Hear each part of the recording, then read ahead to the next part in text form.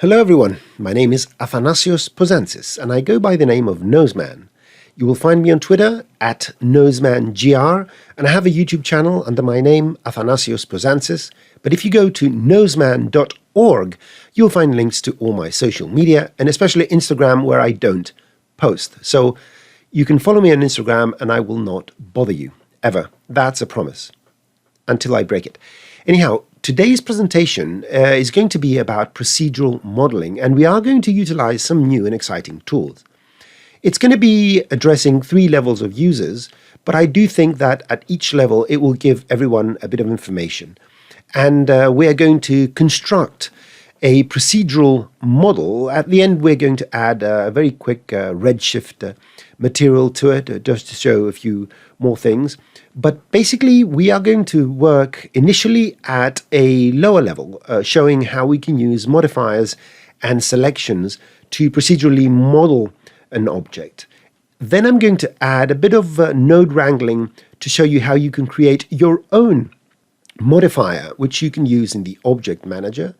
And then we're going to go a bit more extreme and we are going to do and add a bit of complexity to it by using the nodal system, and it will show you how powerful it is. It does have some technical little details, but there's always a cost when you want to do very complex and very controllable things. And you can decide within these 3 ranges what you will use and what you won't.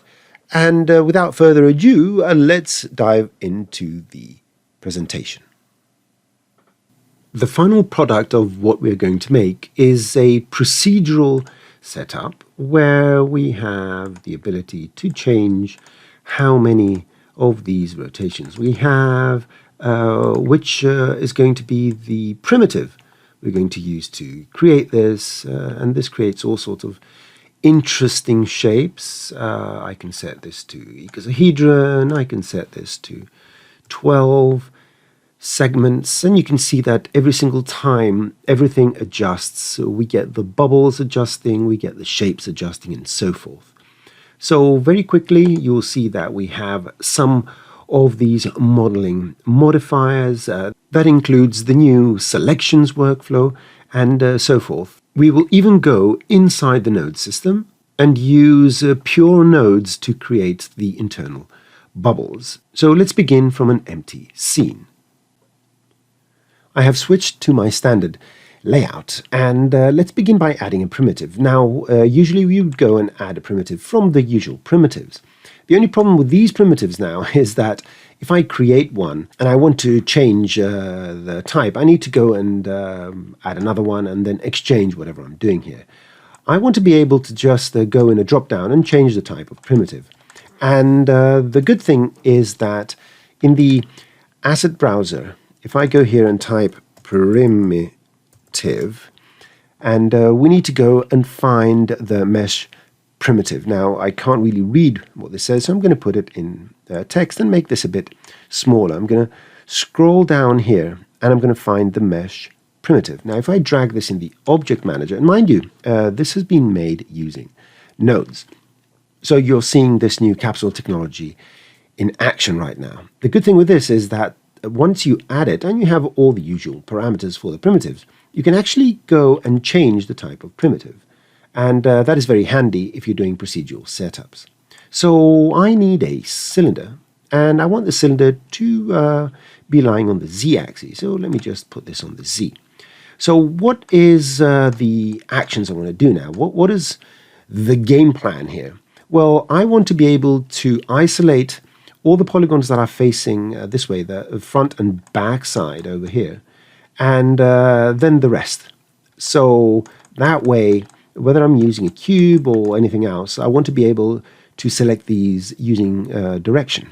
Any polygons that are facing in a certain direction, I want to be able to select them because I want to do different modeling operations on the front, the back, and the rest. The easiest way to do that is to use what we call the selection workflow. And I'm going to go here and type facing. And we have this new modifier, selection modifier, which is called select facing. And I'm going to drag it as a child of the mesh primitive. And nothing really happens because it's not really doing anything. Maybe I should change this to garage shading lines for now so we can see things a bit better. In order to see what this selects, I'm going to go here and add an extrude. My typing is terrible. So I need to find the extrude modifier, or node operator, as it says here. I'm going to put it underneath this. And what you're seeing here is that this is selecting something, and this is applying that to that selected something. So what is this selecting? This is selecting all the polygons that are facing towards the plus x, the positive x, with a tolerance of 15 degrees. So if I expand this, you'll see I'm going to get even more. So that's fantastic. So let's go and select everything that's pointing on the minus z and the z. So I'm just going to click on one of the z's, and there's this nice little convenient button that will add the opposites. I can make this even smaller, just 15 degrees, and I can go and change it at any point because we're doing procedural modeling here. And then anything this does, it has this selection string. And in here, we can define all sorts of different types of strings, including named selections. Now, if you're wondering what a named selection is when we select some polygons and we go to the select and we say store selection, and it creates a component selection tag, a polygon selection tag. And we can actually do that. I'm going to show you in a bit.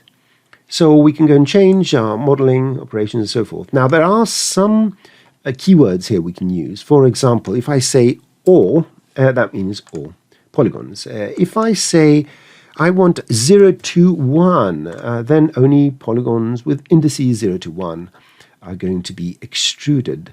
Now, the default, which if you right-click here and say set to default, default means if there is a selection, then apply it to the selection. If there's not, apply it to everything.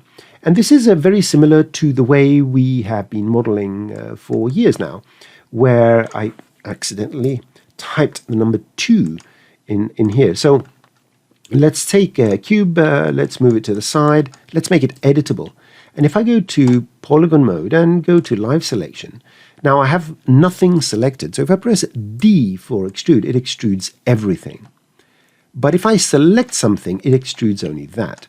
That is what we call the active selection. And this is what the default means. So let me delete this. And just remember that a lot of the things internally are very similar to the way you used to work, but with added flexibility and power. Let's go to model mode. Let's go closer and continue what we're doing. So we've made a selection for the front and back, and then we extruded it.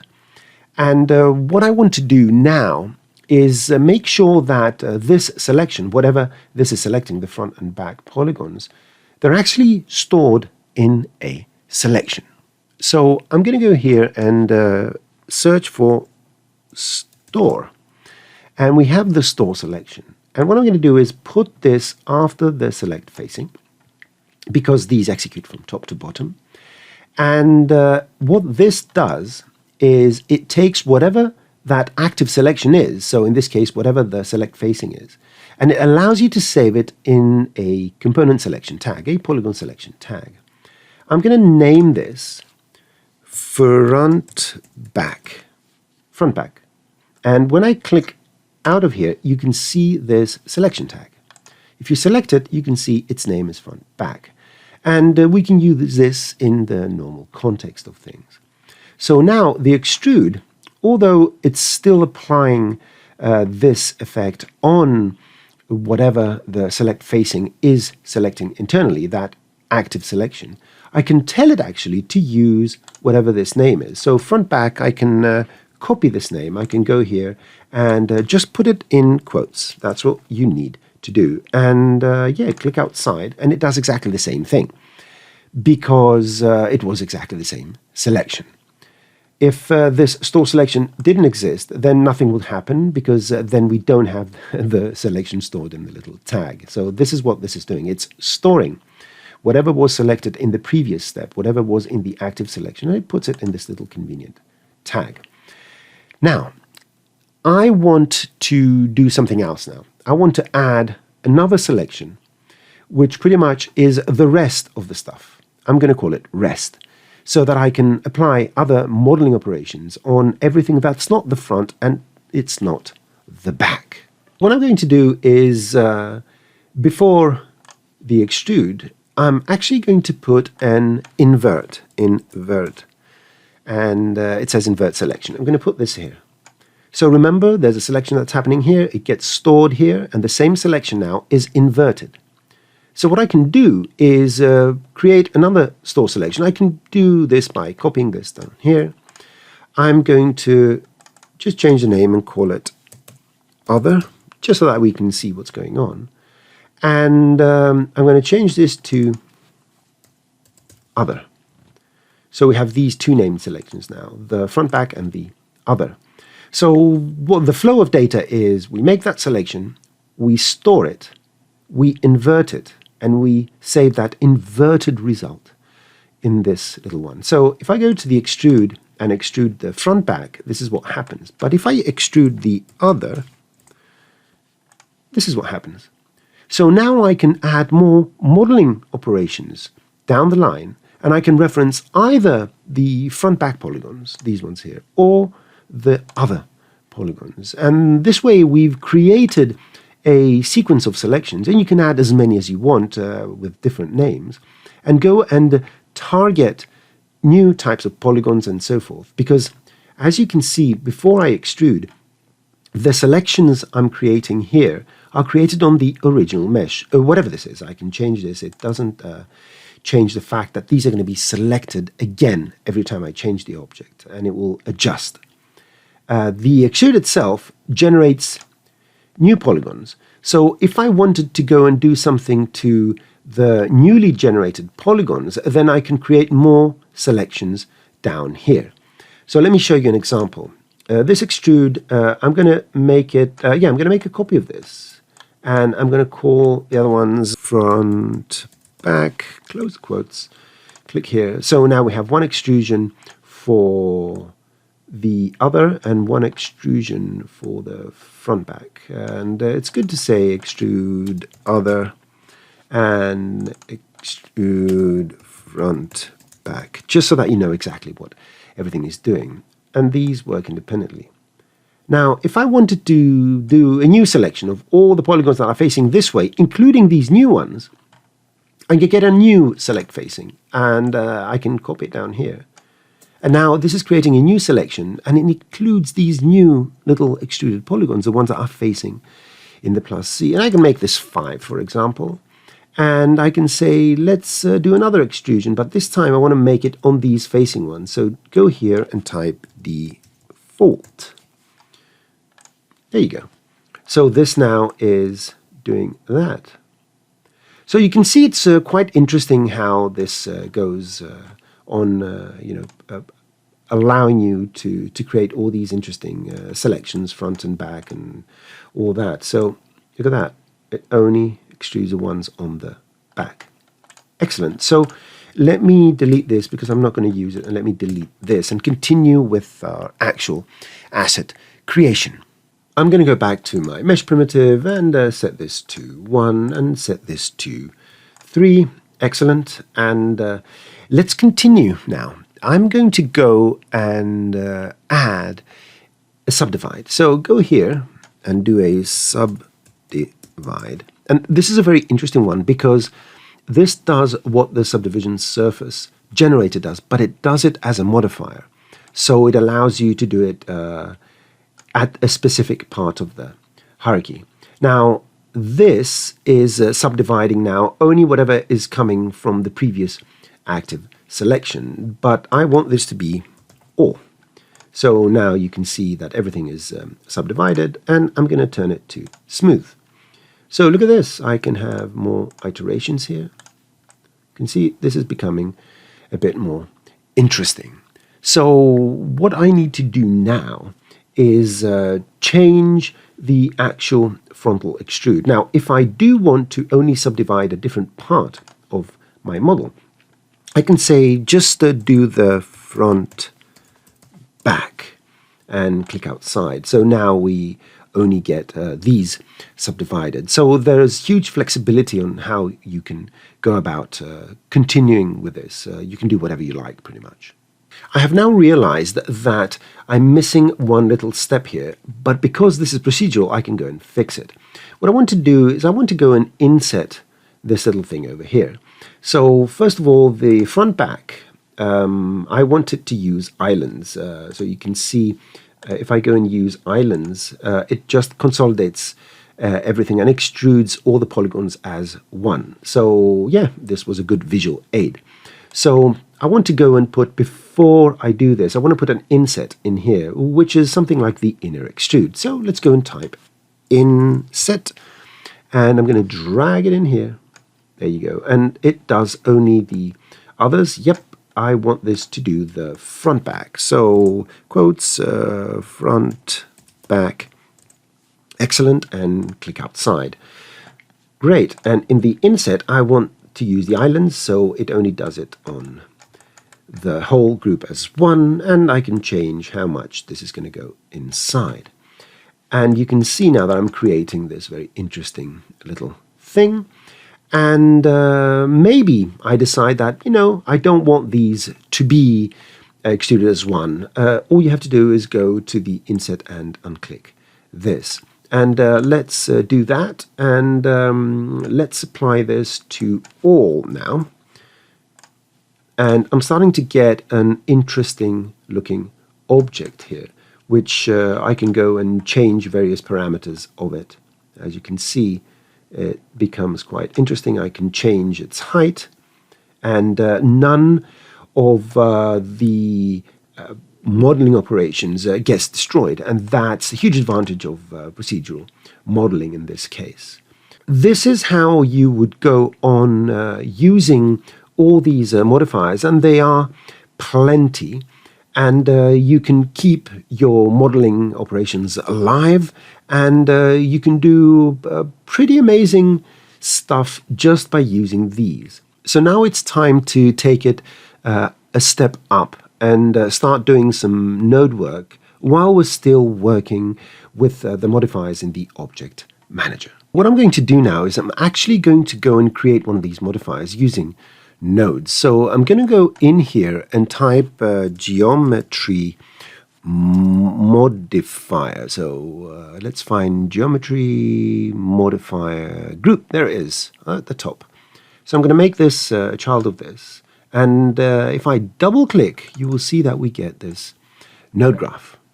Now, what exactly does this do? Well, depending on where it is in the hierarchy, so now it's last, it's going to receive the product of anything that's happened above it, just like any other deformer does in classic Cinema 4D, and these work no different. And that data is going to come in the geometry. We're going to do whatever we want to do, and then we're going to output it, and it's going to apply whatever changes over here. So although my plan is to create a selection of all the polygons that happen to be close to the 0 z-axis, so the ones that are closer to this sort of center over here with a small threshold.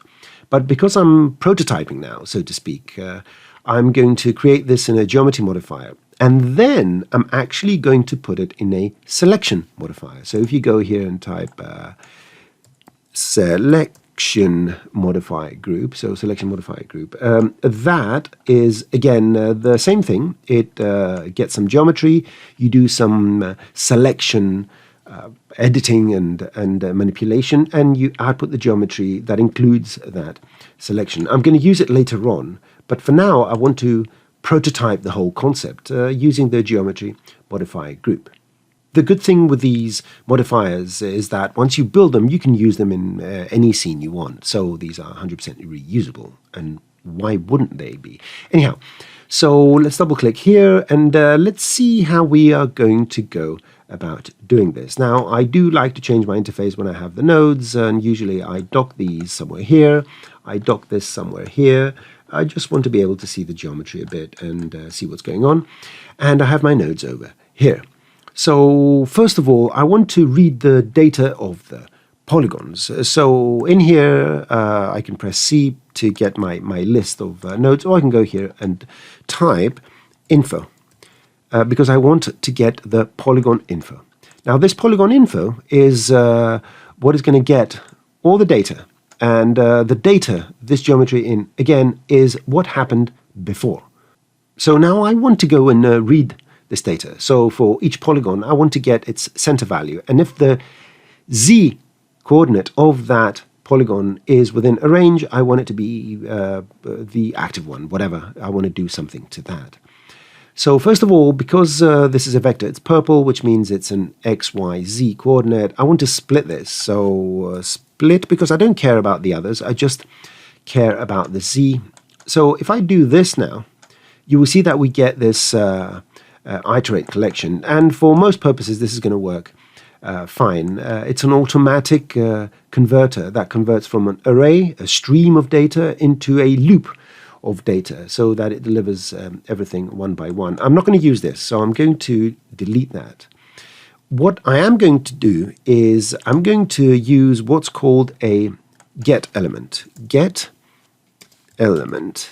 And this get element allows us to probe any array, and depending on the position of the array, the index of the array, it will output that particular value. So the next thing I need to do is I want to iterate through this. So I need to add something called an index iterator. So go here and add an index iterator. So index iterator, there it is. And again, I put an array here, and this will output, let's say the complementary to this. It will output numbers 0, 1, 2, 3, 4, 5, and so forth. Because now what's happening when I do this, this is telling this guy to put this series of 0, 1, 2, 3, 4, 5 sequentially, and output for that position in the array the XYZ coordinate. So I can take this now and split it, and over here we're going to get a series of z values. And because it's a series, I can take each one of them and compare it with my threshold. Let's add what's called a compare node. So did I type it properly? Yeah, compare node. And I'm going to take this and I'm going to compare it to, let's say, 20. And the question now is, okay, if that 20 is met, if this is greater than 20, and actually I need to make it not greater, but less than. So if the z value of each particular polygon is less than 20, this will be true, otherwise it will be false.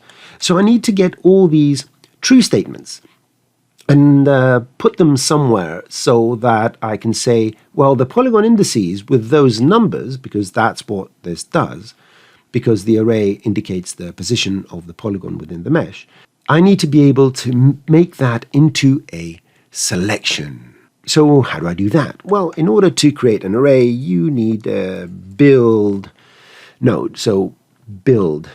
And we need to go to nodes. Well, if you click here, you will see the build. So this build node is actually a build array, and I want this array to be an array of integers, and I can get rid of everything.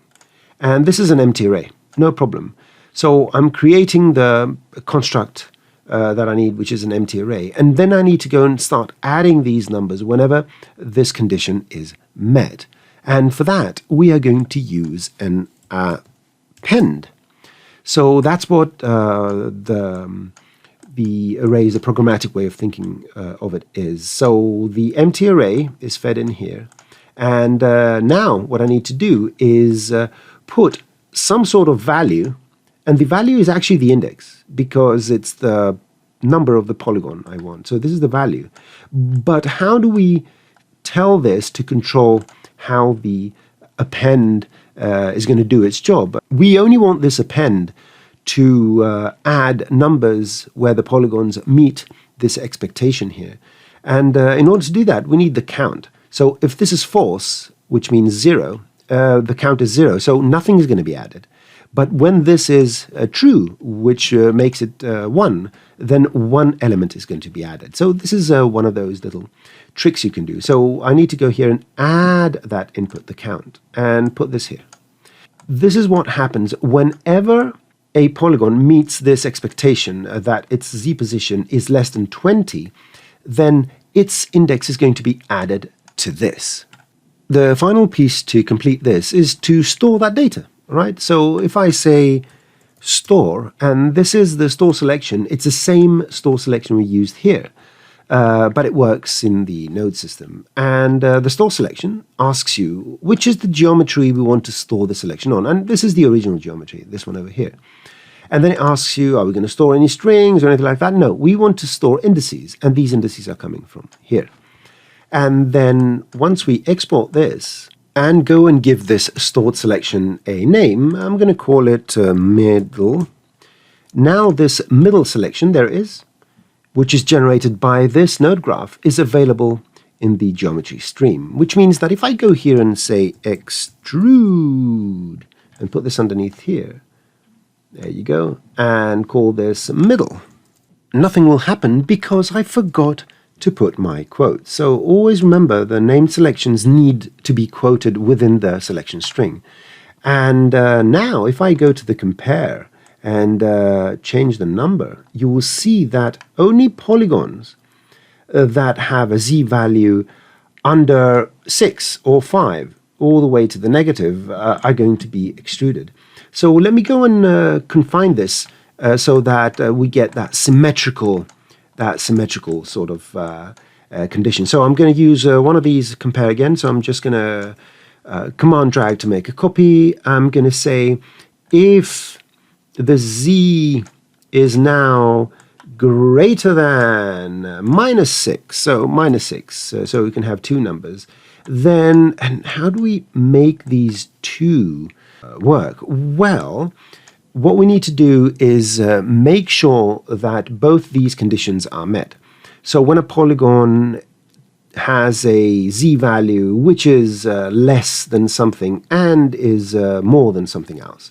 So here we just need a Boolean, there you go, a Boolean operator, and we have to AND these together. So when this condition and this condition are both true, then this is how it works. So now we have these two numbers, and this is the great thing we can do. So this is a number that indicates how far from the z in the positive value. This is a number that indicates how far from the z in the negative value, right? So what we can do is we can promote these, and we're going to propagate the port and call this max, and I'm going to propagate this and call this double-click min, and watch this great thing. Now that we've done all this, if I go here, and it's irrelevant to what else you have. I'm going to go to standard, I'm going to go here, and I'm going to click on the geometry modifier group, and you can see that the max and min are now promoted on the top level. So I can go and change this and do whatever I want. And of course, because this is now a selection, it can be used in any of the other modeling operations. So I can go here and say, let's use island, so it does that, and so forth. Now, of course, you'll ask me, why did we use the selection modifier group here and not this? Well, the technology is the same. They do deal with the geometry stream. It has something to do with the asset browser, the way when you search here, it will find this under selections and this under geometry. Now, if you want to put all this into the selection modifier group for good reason, I guess, all you have to do is just double click on that. You can select everything here and you can copy it, and you can go here, double click, let me turn it on, you can paste it, and just make sure that you connect everything if something's missing, so the inputs and outputs and all that. So let's get the geometry in, let's get the geometry out, and let's go and promote this, and this is max, and this is min. There you go. So we've just created a tool. I'm going to put this over here. I'm going to get rid of this. Let me make sure that everything here works properly. And you have to be very careful, because what I did forget to connect is the geometry in here, because it does need to reference the geometry. Without this connection, nothing is going to work. So Yeah, I totally forgot about that while I was recording, and I thought about it, and then I said, oh, that's how you do it. And there you go. So this is how you would create a selection modifier group, and we can call it select close to Z. And it has its attributes, and it does whatever you want it to do.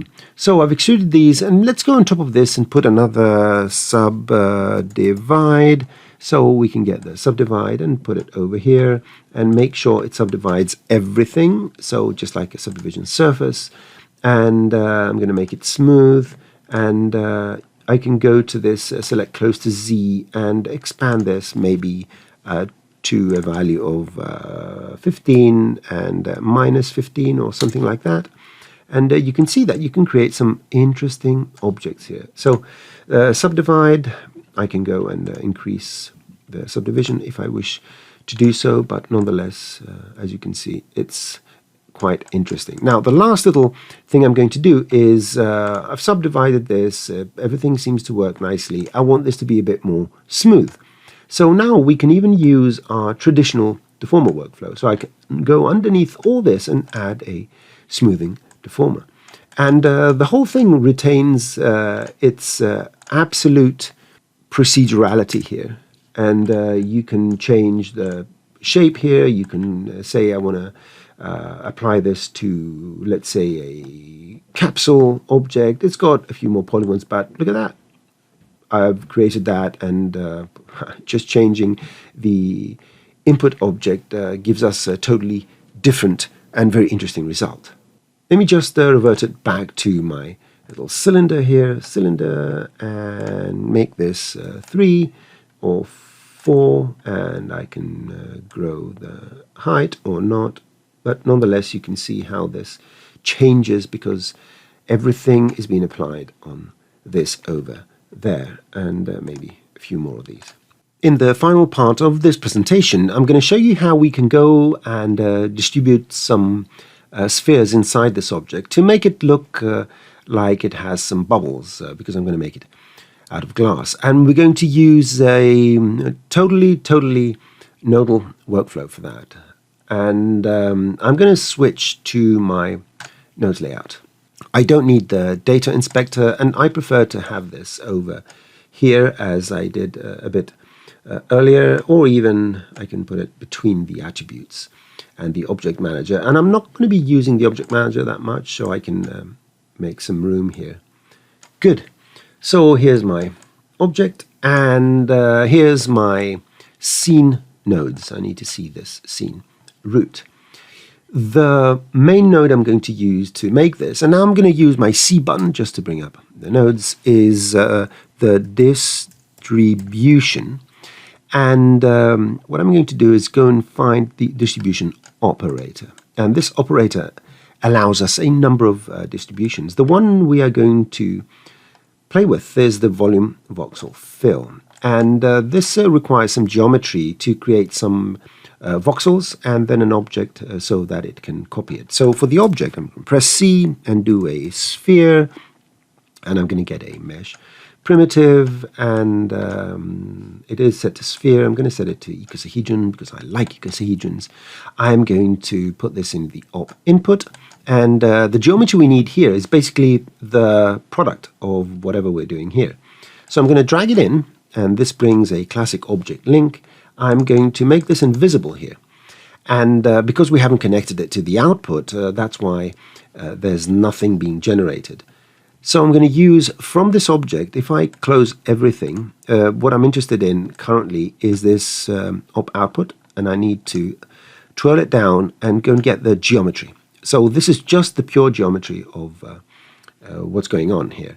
And if I take this and put it here, you will see that we're getting all these spheres. And I'm going to go to the sphere, and let's make this relatively small, something like 2. And look at that. So we have plenty of spheres. Just to make it a bit faster, I'm going to set this to 16. And this is essentially cloning within the voxel. Now, the minor little problem here is that we get those border positions where these little bubbles are half outside and half inside.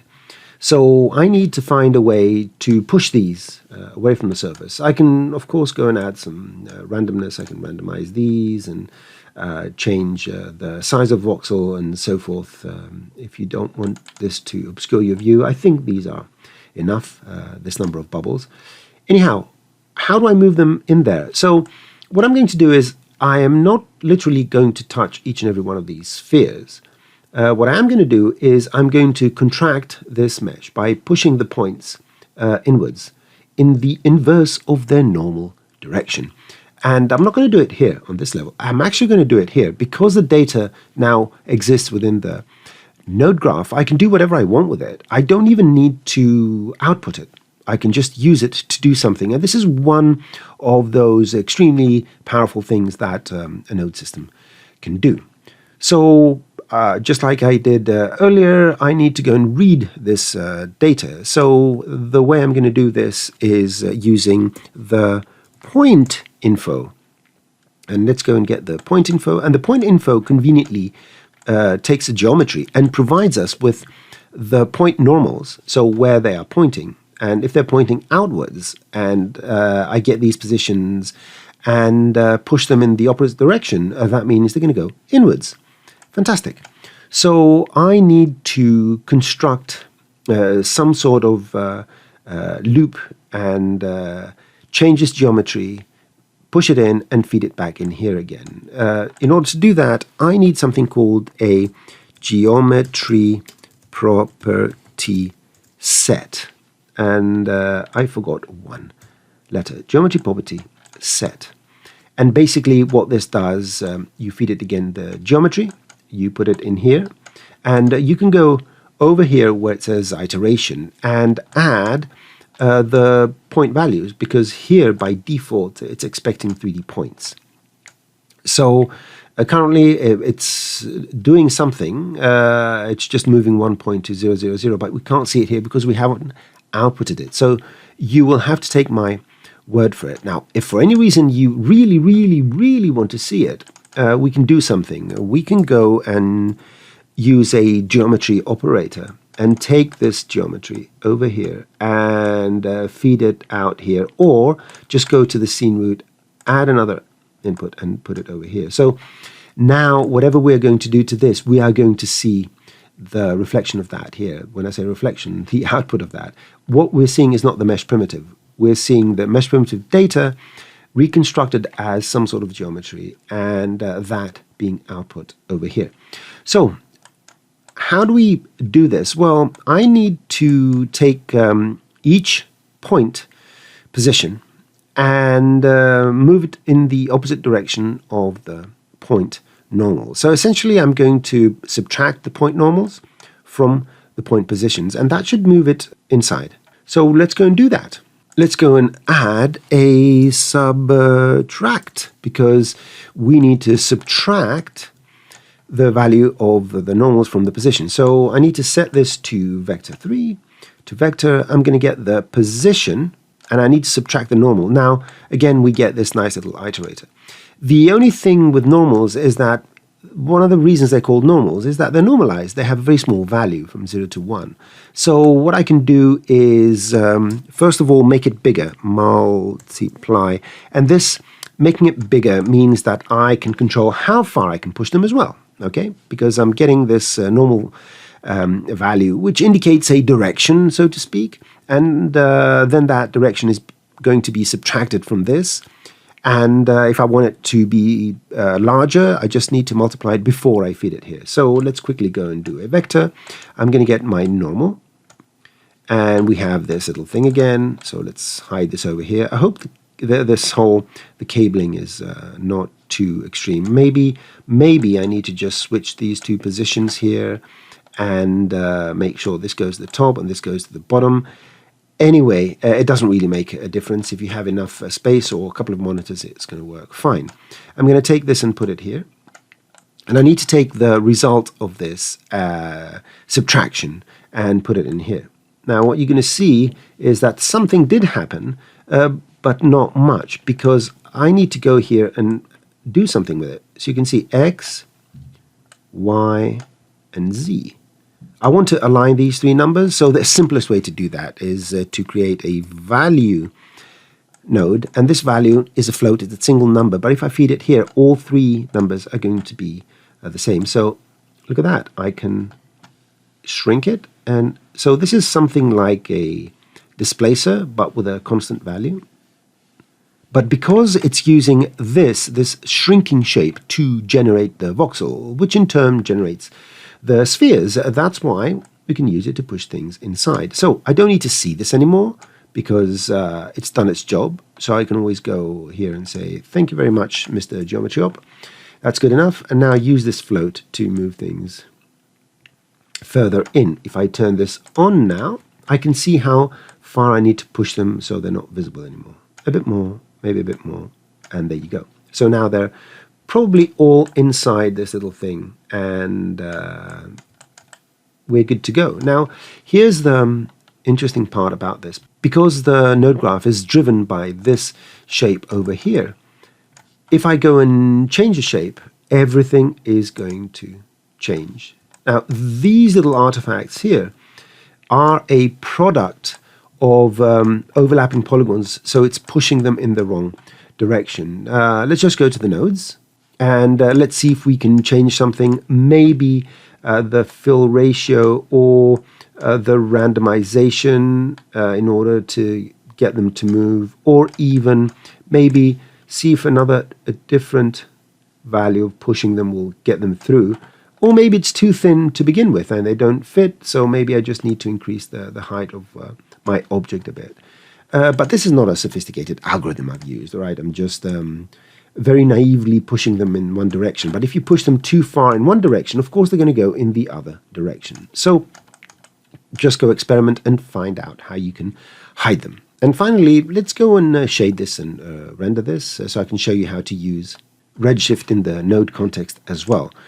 And let's begin by setting our renderer to redshift. And I like to go to the advanced and go to global illumination and set everything to brute force. I just like that. And I think we're done here. We don't need to do anything else. So let's go to our materials and let's go and create a new redshift material. I'm going to double click on this and I'm going to go in the presets and set this to glass. And that makes me happy. I'm going to put it here. Let's add some nice little light. I don't like this black. I like to put it in hidden line. It's a bit more palatable for me. And what was I going to do? Add some dome light. And in this dome light, I'm going to add an HDR image. Press enter here. So it's downloading any HDRs. Nodes. Don't forget to change this. I don't want nodes. I want media. There you go.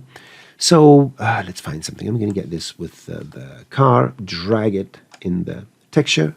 It's going to download it, do its little magic. And then, of course, I need to go and bring up my render view. And this is one of the other tests I was doing earlier. And look at that. Nice little glassy thing. We're going to fix a couple of problems this has. First of all, let's get the dome. Let's get rid of the saturation. I just want the lightness. And number two, I don't want to see it in the background. Now, what else? I want the glass to be tinted. So let me dock this over here so everything is nice and orderly. I'm going to go to the material and I'm going to go to my base properties all the way down over here. And I'm going to set my scatter scale. I'm going to set it to 0.01. Can see it's becoming a bit more cloudy, and I don't want it to be white though. I want it to be bluish. There you go. We have a blue sort of tint. Fantastic. Now you will see probably one thing which is a bit problematic. Number one, the little spheres, they're not made of glass, so it doesn't exist as an object. How do we go and add a material? So let's go back to the nodes and I'll show you how to add a material. In our beautiful nodal workflow, let me close this. We need to go and add a material operator. And you just put this before you output it. So take the product of whatever you've done and just put this in between. And when you select this, it gives you in the attributes the ability to put any material, including a redshift material.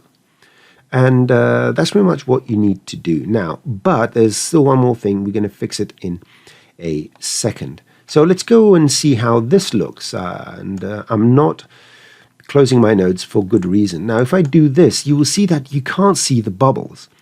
And this is because Redshift uses nested dielectrics in a way that requires the renderer to know when the light is entering a dielectric medium and when it's exiting. And this will not work properly if the normals are not correctly oriented. So I need to go and reverse the normals of all this. And luckily, it's quite simple. You press C over here and you type normals. And we have reverse normals. And I think there's a reverse normals operator. So, oh, there you go. The modeling op, which has align normals. And I'm using the op stream, so I don't have to do it on the geometry. So instead of align normals, we're going to go and find reverse normals. And all you have to do is insert this in the op stream. It's just going to extract the geometry, do whatever you want. When I do this, you will see that now we're getting nice little bubbles and everything is fine and dandy. Because, the internal objects need to be reversed because, let's say, the air, which is the outside, is actually on the inside. So let's make this a bit bigger. Let's go here and sort of navigate around and see if we like this. And I like it. And the great thing about it is that it's procedural. So you can make 4. You can go to any of your modeling tools here. You can change the value of these operations. You can, let me dock it. Isn't it better when it's docked? Let me just Command or Control, click on that to fold it. Let me fold that. Let me make some more space for Redshift. And let's navigate nicely around here. And you can go and do whatever you like to this model and play around. And reach out on Twitter if you want me to share this. But hopefully you will follow along and create it by yourselves. But nonetheless, I will share it if anyone asks for it. So this is the end of my presentation. And I hope that everyone was satisfied to a certain degree.